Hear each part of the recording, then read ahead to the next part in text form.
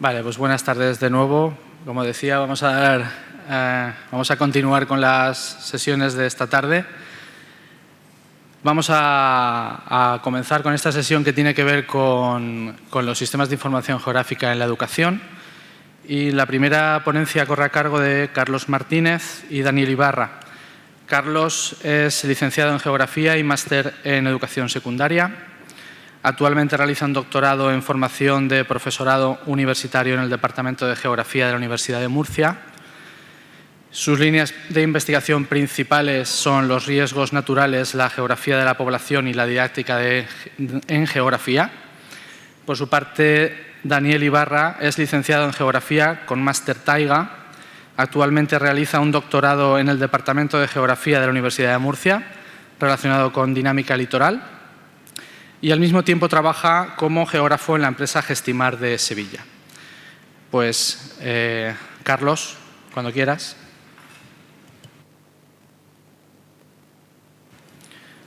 Bueno, lo va a decir él, pero la ponencia se titula Los WMS, una aplicación geográfica para la didáctica en las ciencias espaciales. Hola, buenas tardes. Bueno, muchas gracias por la invitación. Aquí estamos para presentar una propuesta didáctica que va a girar en torno a los WMS, los Web Services, en la didáctica de las ciencias espaciales. Yo soy Carlos Martínez, como ha dicho el moderador, Daniel Ibarra, mi compañero, y el otro autor es José Rubio. Los tres somos del Departamento de Geografía de la Universidad de Murcia. Nuestro objetivo es, como hemos dicho, atribuir un uso didáctico a los WMS a través de GeoBSIG, en este caso, para disciplinas de carácter espacial. Y lo que queremos es dar un paso más allá y no dejarlo solamente en algo teórico, que es lo que más se ha hecho hasta ahora, sino concretarlo, hacer una propuesta aplicable, tangible, material, que podamos tener ahí de referencia. El planteamiento, entonces, sería el siguiente. Perdonad el apelotonamiento de tanto texto, pero había un problema con el formato de la presentación. Y esto tenía que estar animado y ha salido todo de golpe. Lo siento, vamos a ir viendo poco a poco. Bueno, partimos de la idea de que el paradigma psicopedagógico actual ha encumbrado el uso de las TIC, ¿no? Las tecnologías de la información y la comunicación, en el ámbito educativo. Esto se hace por intentar ajustar la educación al contexto sociocultural actual, que es incomprensible sin las TIC. El alumno vive, se desarrolla, crece, convive con la televisión, con el ordenador, con Internet, con videojuegos. Entonces, una educación que no tenga en cuenta todas estas circunstancias, al final se queda como una educación muy anacrónica, ¿no? Que no es acorde a su tiempo. De ahí la importancia que se le dé a las TIC. ¿Qué ocurre? Que en las disciplinas de carácter especial, pues seguramente la TIC más emblemática sea el SIG, los sistemas de información geográfica. Ahora, nosotros tenemos la sensación de que el SIG asusta al docente en general. ¿Por qué? Por la falta de actualización formativa, ¿no? de esa educación permanente que debe tener el profesor, porque lo normal es que un profesor en su formación como docente no le hayan enseñado a cómo usar un SIG. Y más si se dedica a impartir una asignatura que no sea específica de la geografía, ¿no? Y, bueno, si pretende aprender por su cuenta, le puede asustar en un primer momento por entender que es muy difícil. Nosotros pensamos que no, que hay que romper esta barrera, ¿no? Y para ello es por lo que proponemos la práctica que vamos a presentar ahora, lo de utilizar los WMS, que por tener ya una capa que no se necesita crear, hacer nueva y tal, y a partir de ella hacer la práctica. Vamos a ir viéndolo poco a poco.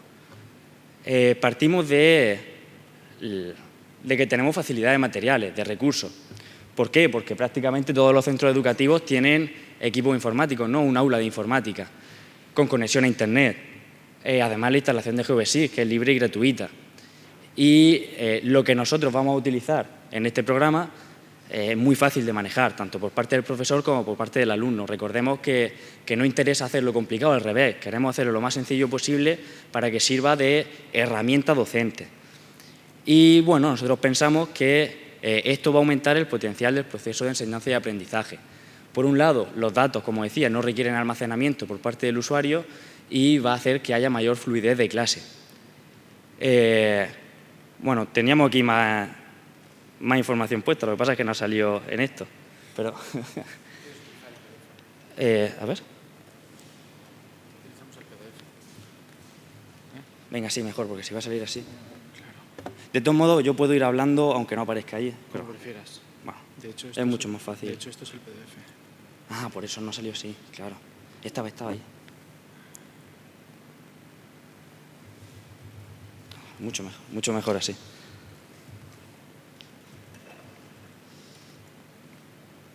Bueno. La propuesta didáctica nosotros la vamos a centrar en la asignatura de Biología y Geología. Hemos querido romper con los estereotipos de un SIG solamente se puede utilizar en una asignatura de Geografía, ¿no? Creemos que hay muchas más asignaturas, siempre que tengan carácter espacial, donde se puede aplicar. De hecho, lo vamos a ver. El nivel que hemos escogido ha sido cuarto de la ESO, con alumnos de 15-16 años.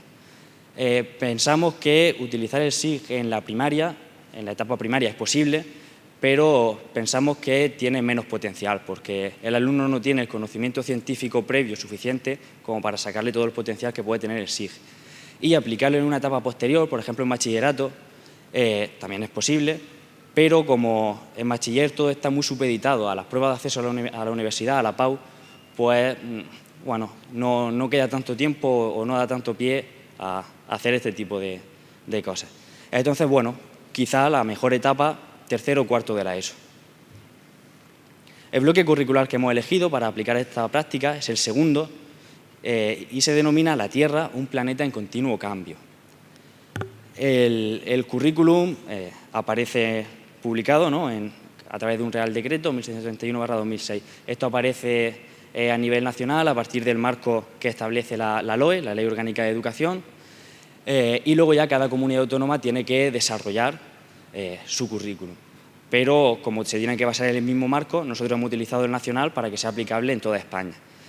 Actualmente está vigente la Ley Orgánica de Mejora de la Calidad de Enseñanza, la famosa LOMCE, pero como solamente lleva un par de años de aplicación y con un futuro muy incierto, por esto de que todos los partidos políticos de la oposición, o casi todos, han prometido, si llegan al gobierno, derogarla, pues bueno, ante esa incertidumbre hemos preferido no recurrir a ella y quedarnos con la LOE, que es la que tiene más tradición.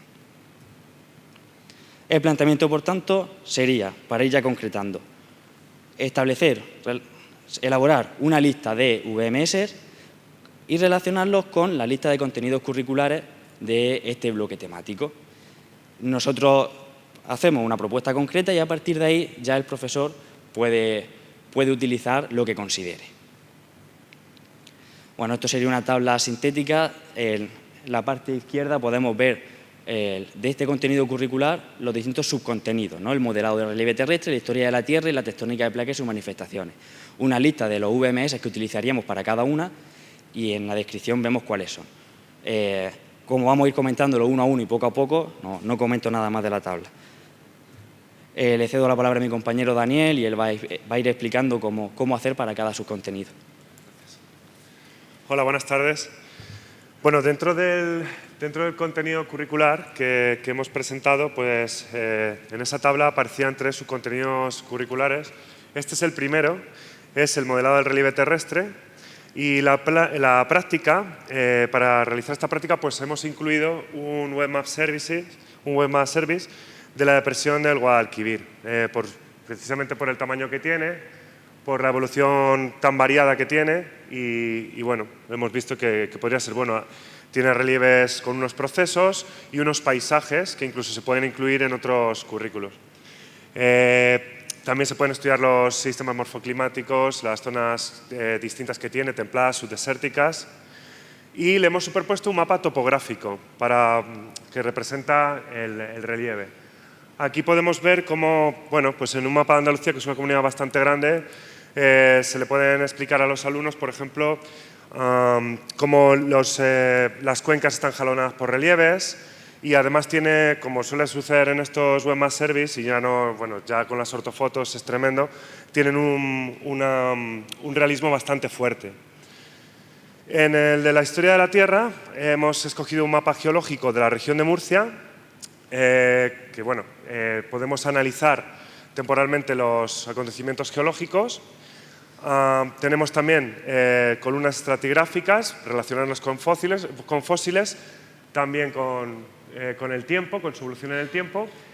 Y con la ortofoto actual, en nuestro caso, que venimos de la región de Murcia, pues los alumnos pueden interpretar el aspecto paisajístico y relacionarlo con esa geología. Aquí, bueno, es muy sencillo, ¿no? Pero simplemente cambiando la transparencia del geológico sobre una ortofoto, en este caso me parece que es la de 2009, pues se pueden relacionar muchísimas cosas. Por ejemplo, no llego, a pesar de que soy un poco alto, pero no llego, pero en las cordilleras del noroeste se puede interpretar procesos geológicos y cómo pueden encontrar conchitas, ostras antiguas, debido a las transgresiones marinas que ha habido en esa zona. Por último, el tercer subcontenido sería la tectónica de placas y sus manifestaciones. Para ello hemos utilizado un mapa hipométrico mundial, que es el único UMS que no es español, en el cual podemos... y un mapa también de localización y frecuencia de terremotos. Con estas dos capas, no creo que se vean muy bien los puntitos de los terremotos, pero bueno, en un equipo de un instituto, pues lo que se puede ver aquí es la relación de las dorsales, de los arcos islas con las zonas volcánicas y así saber interpretar los contenidos que ha dado el profesor, ¿no? Porque en la dinámica de clase, que como ha dicho Carlos, sucede en el aula de informática del centro, por lo tanto, como ha dicho él también, es muy fácil, ¿no?, de llevar a cabo. Tiene una secuenciación, la parte de los VMS tiene una secuenciación, bueno, según lo que hemos hecho en esta práctica, bastante corta. Una vez visto los contenidos de la asignatura, se pueden hacer dos sesiones, una para explicar y otra para evaluar. Es decir, estamos ayudándoles a que jueguen, a que gocen un poco con el programa y después pues para poder evaluar a los alumnos con el mismo programa, a pesar de que las semanas que sean antes pues hayan podido tener otros contenidos. Entonces, este sería un ejemplo de cuestionario del modelado del relieve terrestre. Las preguntas se realizarían una vez el alumno haya jugado un poco con esto, para no empezar la casa por el tejado. Y, por ejemplo, en la primera pregunta del modelado del relieve terrestre, pues parecen preguntas muy simples y muy inocentes, pero que ayudan al alumno a establecer relaciones. Por ejemplo, ubicar el Torcal de Antequera y explicar su modelado no es simplemente señalar con el dedo con un puntero, sino también ver los acontecimientos geológicos, todo lo que hemos comentado antes, pero relacionado con ese lugar. Lo mismo sucede con las preguntas de la historia de la Tierra, donde, por ejemplo, como he comentado antes, pues una serie de fósiles alejados del mar les puede ayudar a ver pues, los distintos estratos, el origen de los sedimentos y cómo ha cambiado. En el caso era de la región de Murcia. Y la tectónica de placas, por ejemplo, pues también les puede ayudar incluso en cualquiera de las preguntas, incluso a apoyarse en Internet para buscar fuentes, que empiecen a buscar fuentes, que empiecen a buscar evidencias buenas y saber dónde tienen que buscar la información y, si no citarla, sí saber dónde pues, pueden encontrar buenas fuentes. Vaya. Bueno, esto es más o menos las claves de lo que he comentado. La naturaleza indagatoria de las preguntas, que sea un juego y que sea un aprendizaje colaborativo y cooperativo, aunque esto ya es decisión del profesor. El profesor puede decidir hacerlo individualmente o en grupo, eso ya depende de su propuesta.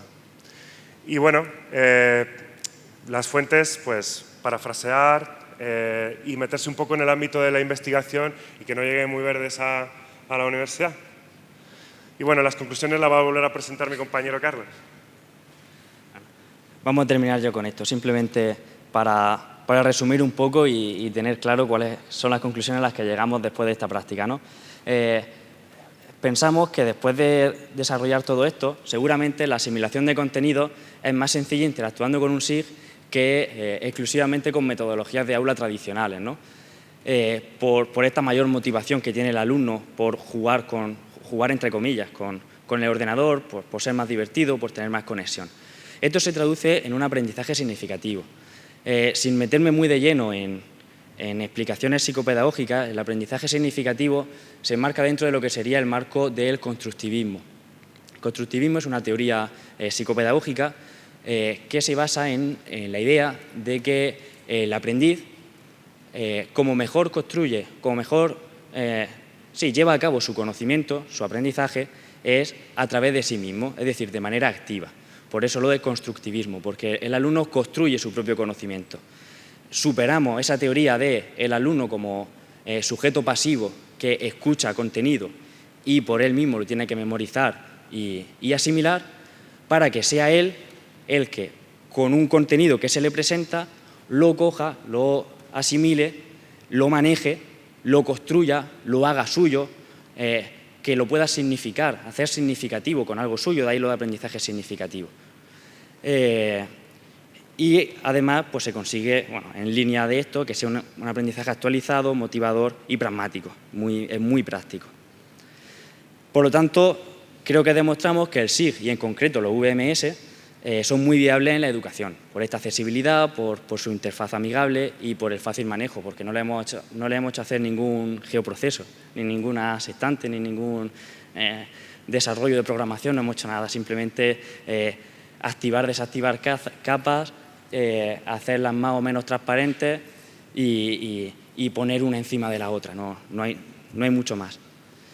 Y también vemos que es aplicable a cualquier asignatura de cualquier nivel, no solamente en la geografía y no solamente en el mundo universitario de la investigación. Lo que pasa es que esto se ha desarrollado poquísimo, al menos desde el punto de vista bibliográfico, y vemos que hay aquí un camino importante que recorrer.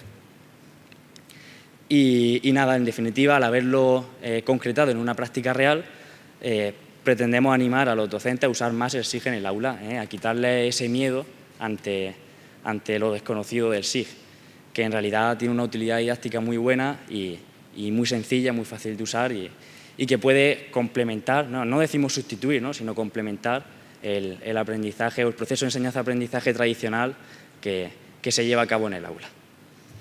Eso es todo, luego quedamos a disposición del público por si tiene que hacer alguna pregunta o aclarar algo más. Muchas gracias.